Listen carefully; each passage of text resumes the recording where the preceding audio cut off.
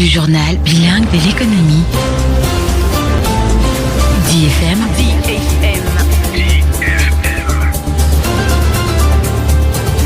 DFM.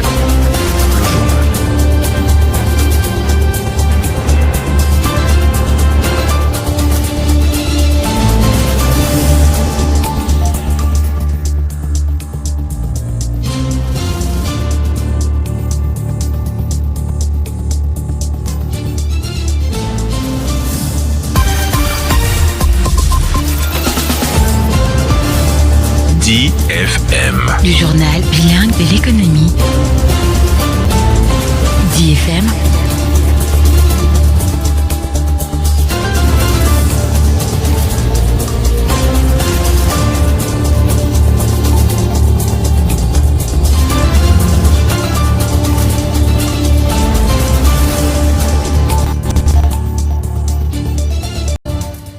Bonjour mesdames, messieurs, bonjour et bienvenue au journal Info au midi. Les titres.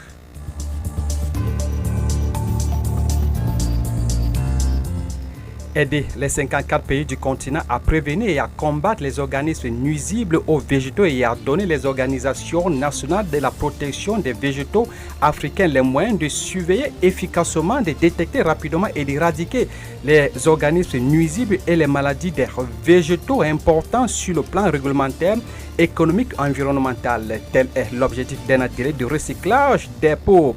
Les inspecteurs phytosanitaires du Cameroun, de la Guinée-Bissau, du Kenya, du Mali, du Maroc et de la République démocratique du Congo qui se tient ce jour à Douala.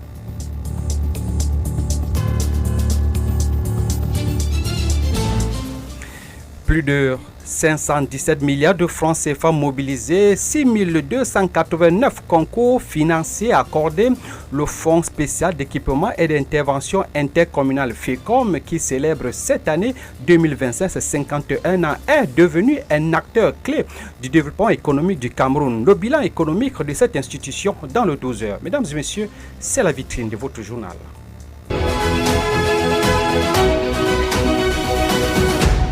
Une fois de plus, bonjour à toutes et à tous et bienvenue au journal Les inspecteurs phytosanitaires d'Afrique à l'assaut des organismes ravageurs de culture. Venus des 6 pays africains, ces acteurs agricoles sont réunis ce 20 janvier à Douala à la faveur d'un atelier de renforcement des capacités. Il est question de les outiller quant aux nouvelles approches de la lutte contre les organismes nuisibles aux végétaux qui déciment jusqu'à 40% des cultures dans le monde, entraînant des pertes économiques énormes et faisant croître le risque d'insécurité alimentaire.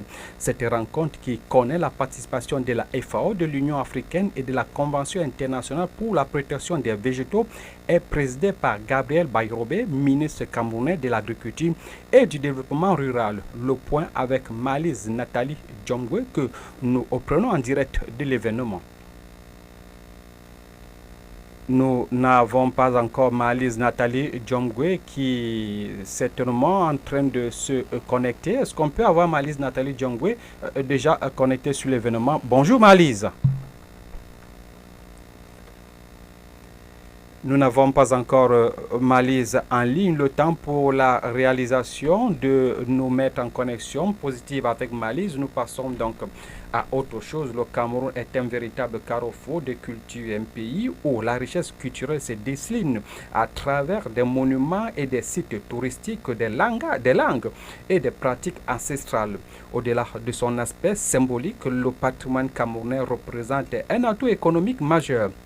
Sa contribution au produit intérieur brut est estimée à 42,5 milliards de francs CFA en 2023. Pourquoi est-il essentiel de préserver cet héritage? Pour le savoir, nous avons entendu notre micro à Pierre Ndamé. Il est spécialiste en gestion et conservation du patrimoine culturel et développeur du tourisme à la mairie de la ville. Il a donc été rejoint par Sandrine Ngolo. Donc, il s'est exprimé au micro de Sandrine Ngolo. Le patrimoine culturel, selon Pierre Lapendamé, dépasse les objets matériels. Il englobe tout ce qui fait l'essence même de notre identité. Nous avons un énorme patrimoine culturel dans ce pays. La véritable mission, qui est celle des acteurs culturels, est de recenser, de valoriser, de mettre en avant tout ce patrimoine-là, que les Camerounais, dans leur diversité, reconnaissent en ces atouts culturels-là un héritage qui est finalement collé à leur propre identité. Le Cameroun, véritable Afrique en miniature, se distingue par sa diversité culturelle. Cette richesse fait la singularité du pays. Au-delà de toute notre diversité culturelle, nous avons quand même réussi le pari de ne pas faire des exceptions. Que le bikoussi soit pour tous les Camerounais un héritage. Que le koki ou alors le hachou soit reconnu comme une identité culinaire nationale. Et non plus que ce soit non, c'est pour les Mbo, le Koki, non, le Hachou, c'est pour les Baminda, ainsi de suite. Ce patrimoine ne se contente pas de nourrir notre identité, selon l'expert. Il crée également des opportunités économiques, notamment à travers l'artisanat, le tourisme et la promotion des produits locaux. Au Cameroun, cette richesse est indissociable de notre identité nationale. Elle est le lien qui unit nos différences et forge la cohésion sociale. Finalement, c'est notre seule façon d'exister. C'est nos langues qui pourront nous permettre de nous distinguer aux autres. Nous venus dans un monde qui est en pleine mutation. C'est notre façon de nous habiller, notre ndop, notre kabangondo et notre sandja qui seront notre carte d'identité, si vous voulez, notre passeport dans le monde désormais. Et donc, il est important de conserver ces valeurs-là. Le patrimoine culturel du Cameroun est donc un pilier pour l'unité nationale et un levier pour le développement économique. De la valorisation des sites touristiques à l'artisanat local, chaque élément peut créer des opportunités pour les communautés et nourrir notre croissance économique. Merci à vous, Sandrine Ngolo. Nous rentrons donc du côté de Bonandio où nous allons prendre Malise Nathalie Djomge qui nous parle de cet atelier de renforcement des capacités qui se tient en ce moment même où les inspecteurs phytosanitaires d'Afrique sont à l'assaut des organismes ravageurs de culture. Venus de 6 pays africains, ces acteurs agricoles sont donc réunis ce 20 janvier 2024 à Douala à la faveur d'un atelier de renforcement des capacités. Il est question de les outiller quant aux nouvelles approches dans la lutte contre les organismes nuisibles aux végétaux qui déciment jusqu'à 40% des cultures dans le monde, entraînant des pertes économiques énormes et faisant croître le risque d'insécurité alimentaire. Ces rencontres qui connaissent la participation de la FAO, de l'Union africaine et de la Convention internationale pour la protection des végétaux est présidée par Gabriel Bayrobé, ministre camerounais de l'Agriculture et du Développement rural. Et les centres de gestion agrière réclament un rôle central face au centre des impôts. Le centre artisanal de Yaoundé a accueilli une rencontre importante entre les acteurs du secteur fiscal et les centres de gestion agréés le 17 janvier dernier 2025. Donc, cette réunion visait à renforcer l'application de la fiscalité locale et à clarifier le rôle des centres de gestion agréés dans le paysage fiscal camerounais. La rencontre du 7 janvier a permis de rappeler l'importance du rôle des centres agréés de gestion dans la mise en œuvre de la fiscalité locale dans l'accompagnement des entreprises. Les centres de gestion agréés espèrent que leurs recommandations seront prises en compte et que la relation entre les centres de gestion agréés et les centre des impôts sera rééquilibré pour le bien-être des entreprises et de l'économie camerounaise. Parlons donc de toutes choses à présent. La gestion des collectivités territoriales décentralisées peut-elle contribuer au développement local des populations? Nous faisons une petite incursion dans cet essai que nous propose Luc Biga. Dans l'économie locale au Cameroun, notamment en stimulant l'entrepreneuriat, en gérant les ressources locales et en améliorant les infrastructures. Leur capacité à attirer les investisseurs, comme le montre la commune de Bafoussam, est un atout clé pour accélérer le développement. Toutefois, pour maximiser leur impact, il est essentiel de renforcer leurs capacités financières et humaines tout en améliorant la gouvernance. Dans le cas d'espèce, le rôle du Rédéo Ouest Bafoussam, qui est une plateforme au service de la population, devient une initiative stratégique qui pourrait être un vecteur de développement économique pour la région de l'Ouest d'une part, mais aussi pour le Cameroun tout entier. Ceci en plusieurs axes. La coordination des acteurs économiques par le biais d'une synergie harmonieuse, la promotion des opportunités locales en mettant en relief les potentialités de la localité dans divers secteurs, agriculture, artisanat et tourisme, pour ne citer que celle-là. Comment ne pas évoquer l'attractivité des investisseurs, l'objectif primordial des organisateurs. Cela favoriserait la mise en évidence des activités locales et des partenaires tout en facilitant leur rencontre avec les investisseurs nationaux et les étrangers, en mettant en avant les projets porteurs. L'autre point d'ancrage non négligeable est le renforcement des capacités qui passe par une formation pour l'entrepreneuriat local afin de renforcer leur compétitivité et leur capacité à accéder au financement. Enfin, l'autre aspect est le développement durable en intégrant les dimensions économiques et sociales dans les projets. Aussi, le réseau doit veiller à ce que le développement économique soit à la fois inclusif et respectueux de l'environnement. Merci à vous, Luc Bigardoton. Donc, le kick-off du Forum pour le développement économique de la ville de Bafoussam sera bientôt lancé dans la région de l'ouest du Cameroun. Écoutons à ce sujet le maire de la ville, Roger Taffin, qui parle des innovations de cette deuxième édition. Nous sommes déjà à la deuxième édition. La première a eu lieu en 2023 et c'était une sorte d'appel du terroir où, après avoir fait le constat que nous ne pouvons pas seuls réussir à insuffler un développement accéléré dans la ville, nous avions fait appel à la diaspora de la ville de Bafoussam. Et je dois ici préciser que ce que, à l'époque et jusqu'aujourd'hui, nous appelons diaspora, c'est tous ceux qui ont déjà eu un contact avec la ville de Bafoussam, un contact quel qu'il soit, et qui ne vivent plus à Bafoussam. Donc, si vous-même, vous avez déjà été à Bafoussam, sachez que vous faites partie de ma diaspora. Donc, en 2023, on avait lancé cet appel et on en était sorti avec certaines résolutions et on avait convenu de refaire l'expérience tous les 2 ans. Et donc, nous sommes à la deuxième édition qui a donc effectivement pour thème favoriser un développement économique inclusif et durable à Bafoussam, mobiliser les ressources et les appels. Cet extrait a été sélectionné par Luc Biga.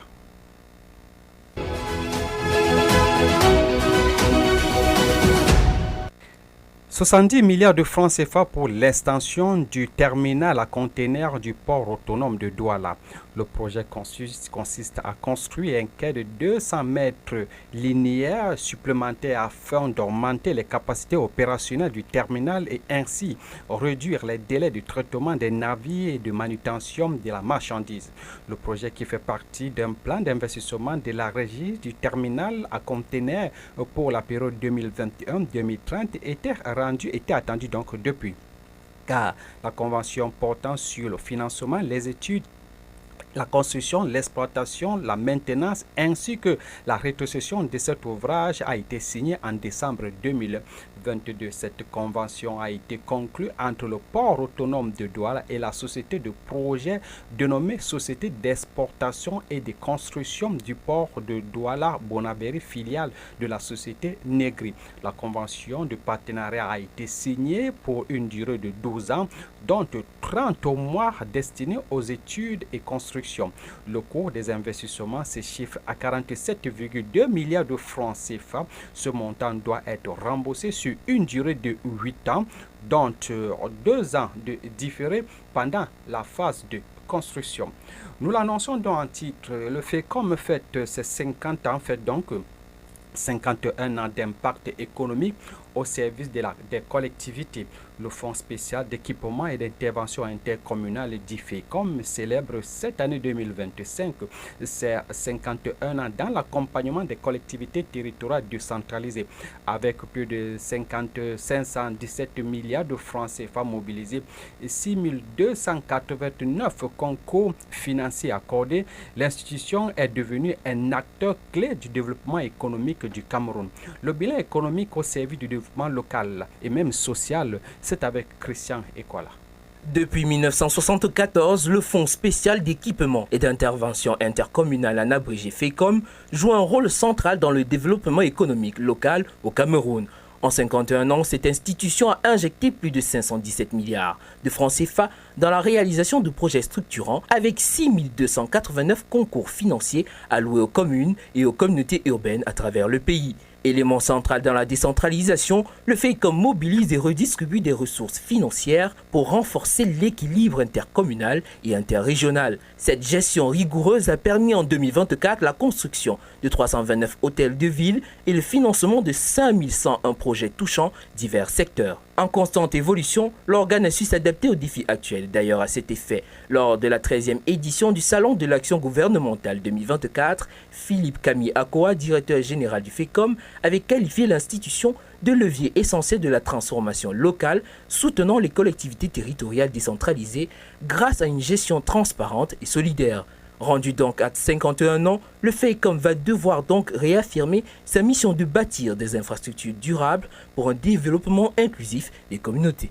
Merci à vous, Christian Ikola. Les premières exportations de fer du Grand Zambie renvoyées à juin 2025.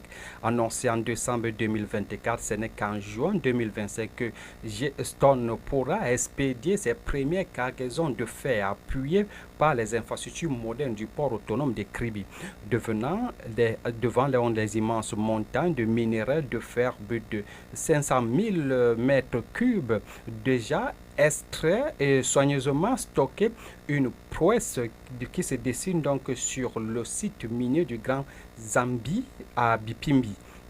Celle des premières exportations prévues de juin 2025 à novembre 2023, une lueur d'espoir s'est dessinée dans une note officielle du ministère des Mines, de l'Industrie et du Développement technologique, celle-ci annonçant les premières exportations de concentré de fer par l'opérateur camerounais pour décembre 2024. Ce n'est donc désormais qu'après 7 mois que le Cameroun devra commencer à récolter les fruits de cette exploitation, notamment à travers la collecte des redevances minières. Le site de Grand Zambie à Bipindi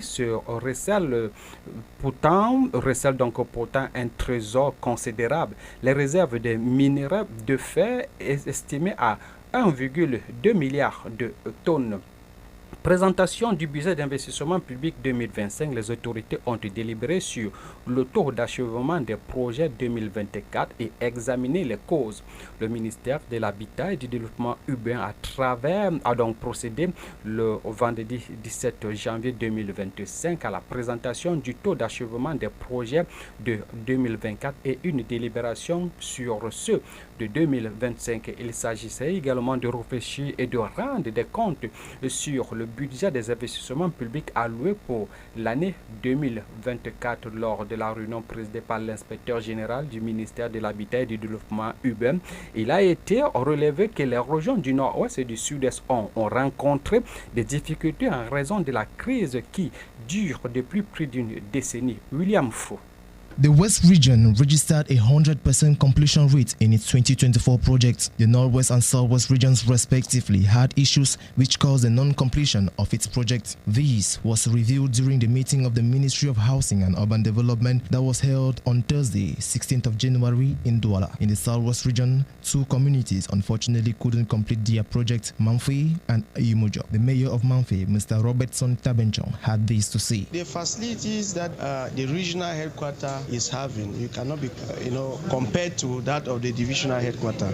So that is the reason why I presented the situation to the Inspector General that if they can categorize the councils, maybe regional headquarters council or the city councils, the subdivisional councils, and now the councils. The Northwest region on its part had 17 projects completed out of 20 with a total execution rate of 86.4%. Mr. Ndium Dilbandium, the regional delegate of the Ministry of Housing and Urban Development in the Northwest region, blamed the crisis. But before, what did not allow us to have 100% execution was the Council of Benakuma, which they had 45 million, and the contractor went to the field and was sent away by the separatists and threatened to burn his equipment. Uncompleted projects, amongst which the construction of roads and rehabilitation of some structures, are expected to be completed by March 2025. Meantime, the respective regions are getting set for the 2025 project amounting to hundreds of millions.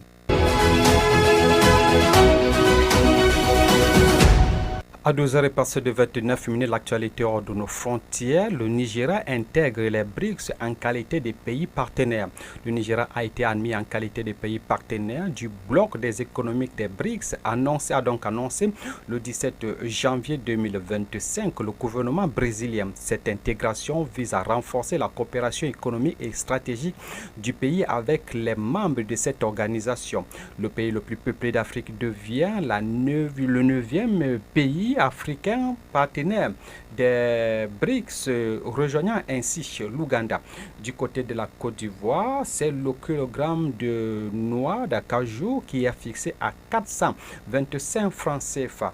Le prix borchant de la noix d'acajou pour la campagne 2025 passe de 425 francs CFA le kilogramme, soit une hausse de 54% par rapport à 275 francs CFA en 2024, annonce donc lors des journées nationales des producteurs de coton et d'arcade. Cette mesure reflète la volonté du gouvernement ivoirien de soutenir les agriculteurs et de valoriser durablement ces filières stratégiques. Du côté du sport, cette fois-ci, nous parlons donc de sport dans ce journal. En prélude à la 30e édition de la course de l'espoir du Mont Cameroun, environ 200 athlètes ont participé à la course test à Boya, un événement qualificatif organisé ce week-end. La course a débuté au stade Omiswa de Moliko, traversant le Mont Cameroun pour se terminer au New Hut avec Montfort, Jérémiade et Duc George qui terminent donc en tête des deux catégories, c'est-à-dire les catégories hommes et femmes. Des détails avec Eratus Ndouch. The athletes gathered at the Moliko Omnisport Stadium in the early hours of Saturday, January 18, to have themselves registered before the kickoff of the race by the president of the Cameroon Athletics Federation, Emmanuel Mutombe Mbome.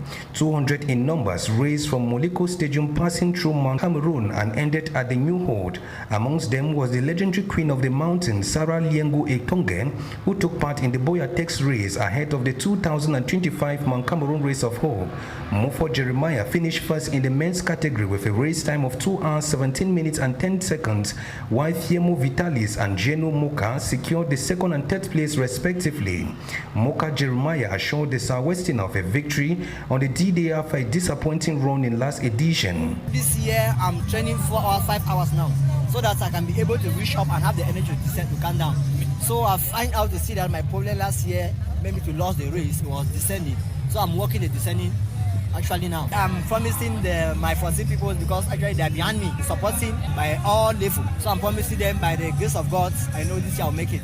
In the women's category, Duke Joyce took the top spot, closely followed by Njeda Road and Eke Rejoice in the second and third place. Tule Joyce Kenyoifon. I'm from the Northwest region. We came for the test race, and so far it was not easy going up there and coming down, even though it's just a test race, but it's not easy. And it's also a good track for that test race. So for the preparations, we have been preparing, but it has not been easy as far as Northwest is concerned. The winners were handed medals by the National President of Athletics, Emmanuel Mutombe Mbome, who stated everything is taking shape so that the competition can have the color and splendor it deserves. As a matter of fact, the Mount Cameroon Race of Hope 2025 is going to take place on the 22nd of February 2025. We are barely a few weeks to the event, and today we had other qualification races in other regions, and next week, Saturday, we have the last two, which will be run in the East and West region. We are prepared because the government, through the Ministry of Sports and Physical Education, has put all it needs to organize this race. It is worth noting that the winner of the upcoming 30th edition of the Mount Cameroon Race of Hope will cash out the whopping amount of 10 million francs CFA.